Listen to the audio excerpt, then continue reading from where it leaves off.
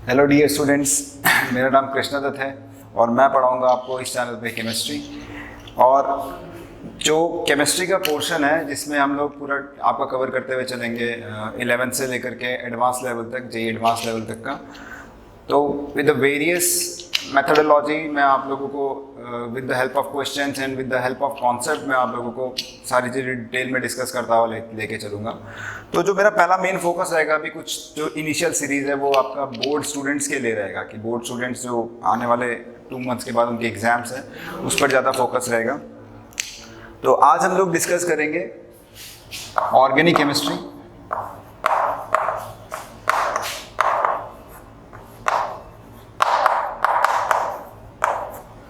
और organic chemistry में भी जैसा कि सबसे पहला जो टॉपिक है board students point of view से वो है हैलोएल्केन्स एंड हैलोएरीन्स। हैलोएल्केन्स एंड हैलोएरीन्स। तो सबसे पहले जो हम लोग हैलोएल्केन्स हैलोएरीन्स को डिस्कस करेंगे, लेकिन इसको स्टार्ट करने से पहले मैं आप लोगों को कुछ बेसिक कॉन्सेप्ट्स बताऊंगा जो कि इंपॉर्टेंट होंगे इस चैप्टर के लिए, ताकि आप इस चैप्टर को इजीली अंडरस्टैंड कर सकें, क्योंकि one of the important chapter है और इसके लिए आपको थोड़ा 11th के कॉन्सेप्ट्स पता होने चाहिए। तो मैं आप लोगों को 11th के कॉन्सेप्ट बिल्डअप करता हुआ इस चैप्टर को आगे डिटेल में स्टडी करवाऊंगा।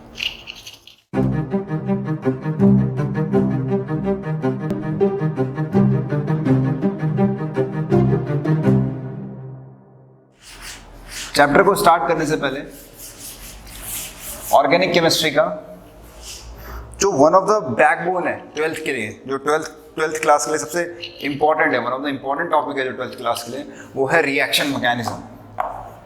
क्योंकि यूजुअली आपको जो 12th है, बोर्ड के एग्जाम्स हैं, बोर्ड का जो सिलेबस है उसके अकॉर्डिंग ऑर्गेनिक को डील करने के लिए रिएक्शन मैकेनिज्म का पता होना बहुत ज़रूरी है।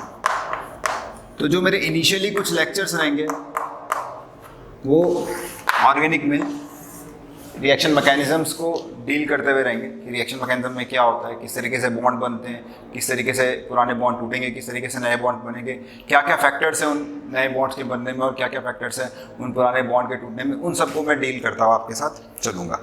तो टॉपिक को स्टार्ट करने से पहले मैं आपको बताता हूँ कि रिएक्शन मैकेनिज्म होता क्या है। तो बेसिकली रिएक्शन मैकेनिज्म है क्या आपका, ये step wise study of a reaction, step wise study of a reaction.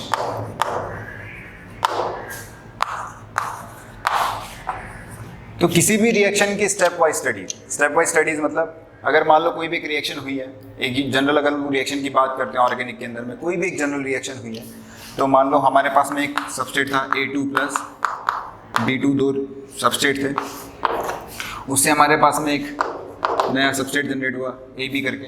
तो ये A2 B2 जब रिएक्ट कर रहे हैं आपस में और एक AB का फॉर्मेशन हो रहा है जो कि ऑर्गेनिक रिएक्शन से, ऑर्गेनिक कंपाउंड्स यहाँ पर इन्वॉल्व होंगे, तो A2 का B2 के साथ रिएक्ट करने में कौन से फैक्टर्स इन्वॉल्व है, कौन सा पाथवे उसने फॉलो किया है, सॉल्वेंट्स का रोल क्या है, टेम्परेचर कंडीशंस का क्या रोल है, प्रेशर कंडीशंस का क्या रोल है, कंसंट्रेशंस का क्या रोल है, इन सारे फैक्टर्स को हम लोग स्टेप वाइज स्टडी करते हैं, डील करते हैं, और वो किसकी हेल्प से करते हैं हम लोग, रिएक्शन मैकेनिज्म की हेल्प से।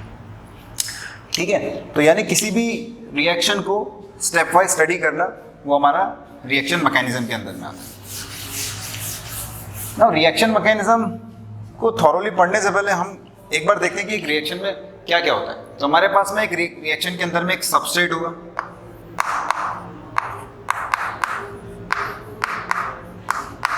ठीक है, हमारे पास में एक रिएजेंट होगा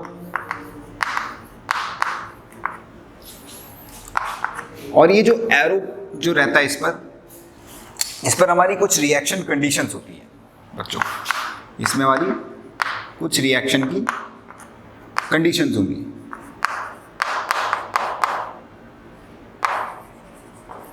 ठीक है, तो सबस्ट्रेट रिएजेंट के साथ रिएक्ट करता है और आपका या तो ये इंटरमीडिएट फॉर्म करेगा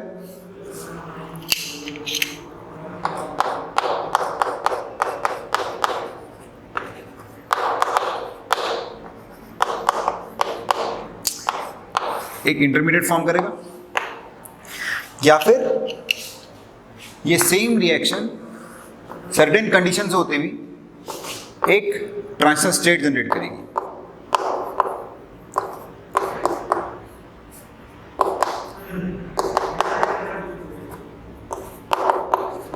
तो सबसे पहले जो ट्रांजिशन स्टेट का जिक्र हम लोग केमिकल काइनेटिक्स के अंदर में करते हैं। तो अभी इस सेमेस्टर में तो आप लोगों के इस वाले उस सिलेबस में, तो इस वाले सेमेस्टर में आप लोगों के पास केमिकल काइनेटिक्स नहीं है, लेकिन थोड़ा बहुत मैं आपको बता देता हूँ कि ट्रांजिशन स्टेट में होता क्या, एक्टिवेटेड कॉम्प्लेक्स जनरेट होगा यहाँ पे आपका।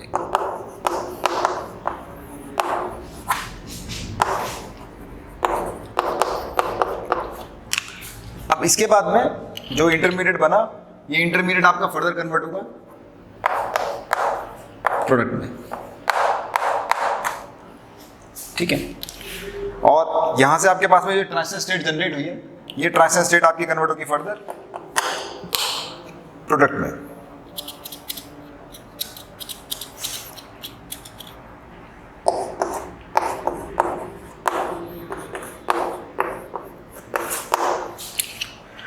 तो यहां पे जो ये रिएक्शन कंडीशन है, इनमें से एक बहुत ही इंपॉर्टेंट कंडीशन आपके पास रहेगी, दैट इज ऑफ सॉल्वेंट।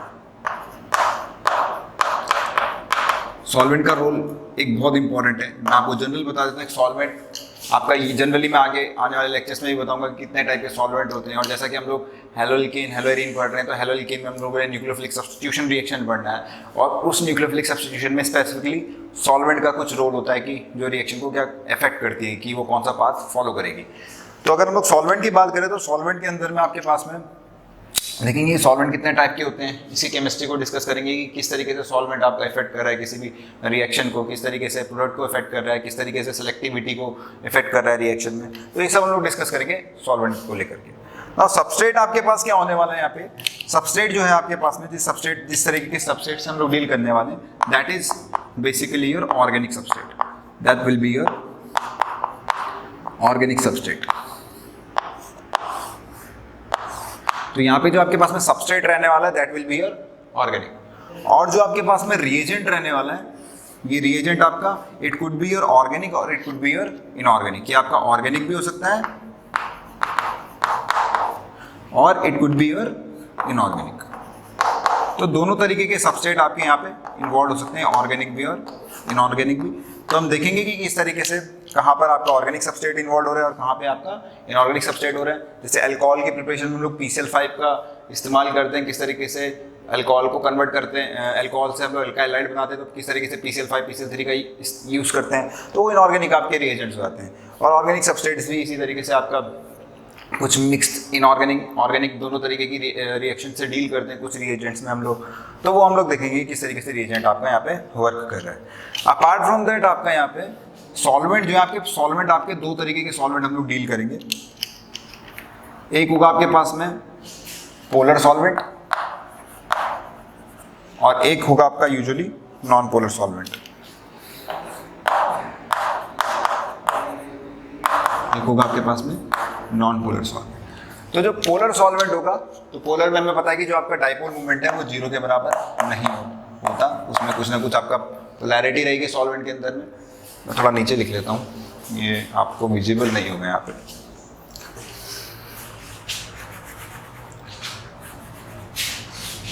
तो आई थिंक तो जो आपके पास में सॉल्वेंट की बात करूँ, यहाँ पे विजिबल रहेगा। तो जो सॉल्वेंट है आपके पास में, it could be your polar in nature, या तो ये पोलर हो सकता है आपका, और either it could be your non polar,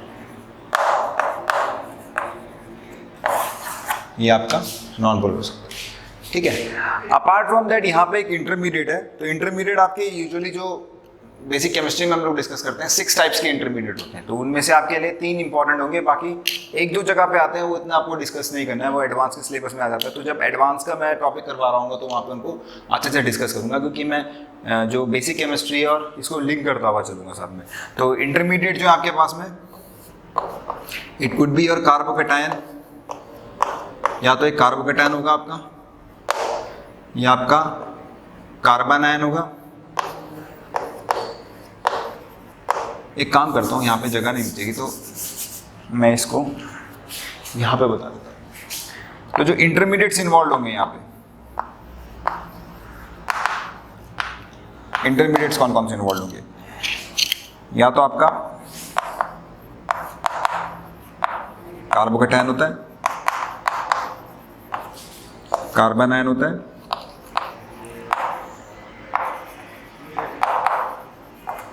free radical होता है,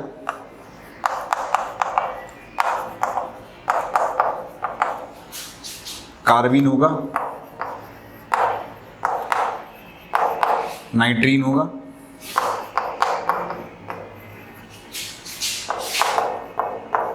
and sixth one is your benzene.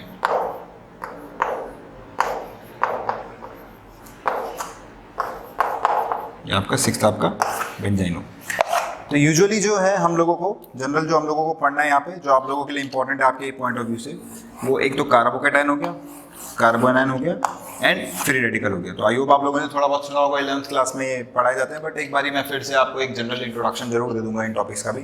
Apart from this कार्बिन, नाइट्रीन and benzene, ये आप लोगों के सिलेबस में नहीं है, ये कॉम्पिटिशन में आता है, तो इनको मैं लेटर ऑन फर्दर जो मेरी अपकमिंग क्लासेस होंगी उनमें डिस्कस करूँगा। तो पूरी जो रिएक्शन मैकेनिज्म है इस तरीके से कुछ पार्ट्स पर डिपेंड करती है और हर पार्ट का एक अपना एक रूल है, ठीक है। तो इसको पूरा हम लोग डिस्कस करते हुए जाएंगे किस तरीके से डिफरेंट पाथ में यहाँ पे इन्वॉल्व होते हैं किसी भी रिएक्शन को, किसी भी रिएक्टेंट को प्रोडक्ट में कन्वर्ट करने के लिए, ठीक है। यहाँ पे दो चीज़ें मैंने लिखी है, एक जगह पे लिखा है मैंने ट्रांजिशन स्टेट और एक जगह पे मैंने लिखा है इंटरमीडिएट। तो जो ये ट्रांजिशन स्टेट है और इंटरमीडिएट है, इसका भी एक अपना ही अलग कॉन्सेप्ट है कि इन दोनों में डिफरेंस की बात करें अगर हम लोग कि इंटरमीडिएट और ट्रांजिशन स्टेट में होता क्या है। तो काफ़ी बच्चों को इस बारे में पता नहीं रहता है, कई को लगता है कि वो एक जैसे हैं, लेकिन नहीं, वो दोनों अलग अलग है ना। तो यूजुअली क्या होता है कि मैंने आपको बताया कि ट्रांजिशन स्टेट क्या है। अगर हम ट्रांजिशन स्टेट की बात करें तो ट्रांजिशन स्टेट जो आपकी एक एक्टिवेटेड स्टेट है, एक्टिवेटेड स्टेट ऑफ कॉम्प्लेक्स है ना।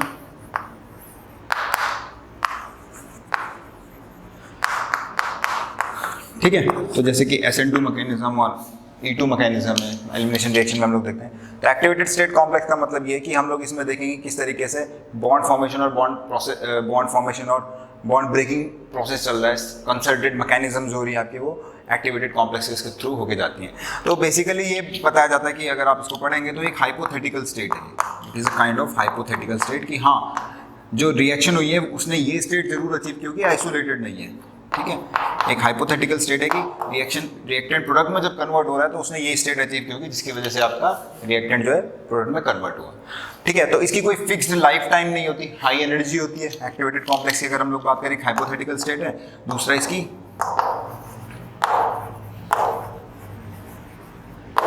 हाई एनर्जी होती है। तो हाई एनर्जी है इसकी, ठीक है, इसकी एक आपकी हाई एनर्जी है। तो यूजुअली आपके पास में एक हाइपोथेटिकल स्टेट है, ये एक हाइपोथेटिकल स्टेट है जिसकी एक हाई एनर्जी है। तो ये सब बातें आपकी एक्टिवेटेड कॉम्प्लेक्सेस को लेकर के जिसको हम लोग यहाँ पे डिस्कस करेंगे, ठीक है। नाउ आगे जो है एक और है यहाँ पे आपका, that is your intermediate.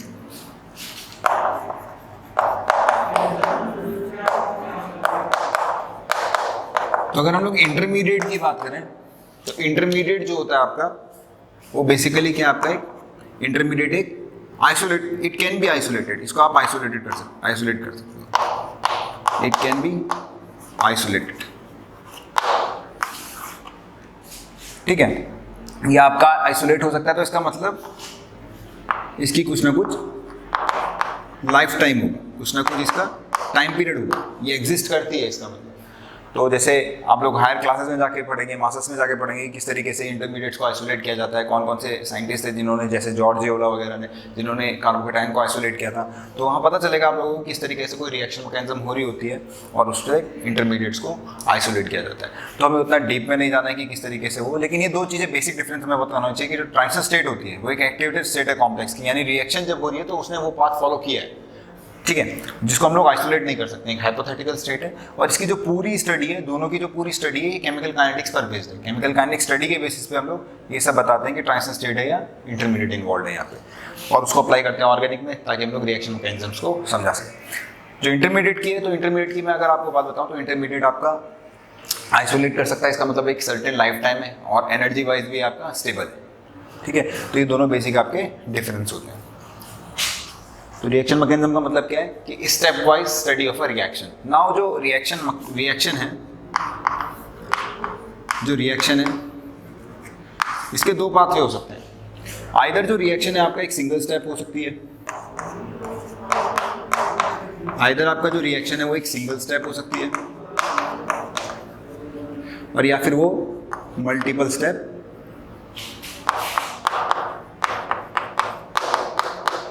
Follow कर सकती है। ठीक है, तो जो ये सिंगल स्टेप मैकेनिज्म्स होती हैं, जो ये सिंगल स्टेप रिएक्शंस होती हैं, इन सिंगल स्टेप रिएक्शन को तो बोला जाता है आपका elementary reaction. These are known as elementary reaction.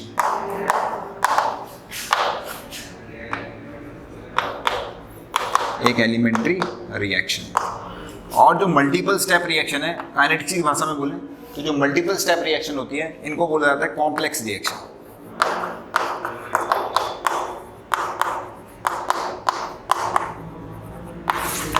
यानी मल्टी से नाम से ही समझ में आ रहा है कि यहाँ पे एक से ज्यादा आपके स्टेप इन्वॉल्व होंगे। तो these are your complex reaction, और ये होती है आपकी मल्टी एलिमेंट्री रिएक्शन जो कि एक सिंगल स्टेप इन्वॉल्व करती है। ठीक है, तो डियर स्टूडेंट्स, आज हमने डिस्कस किया कि रिएक्शन मैकेनिज्म क्या होती है।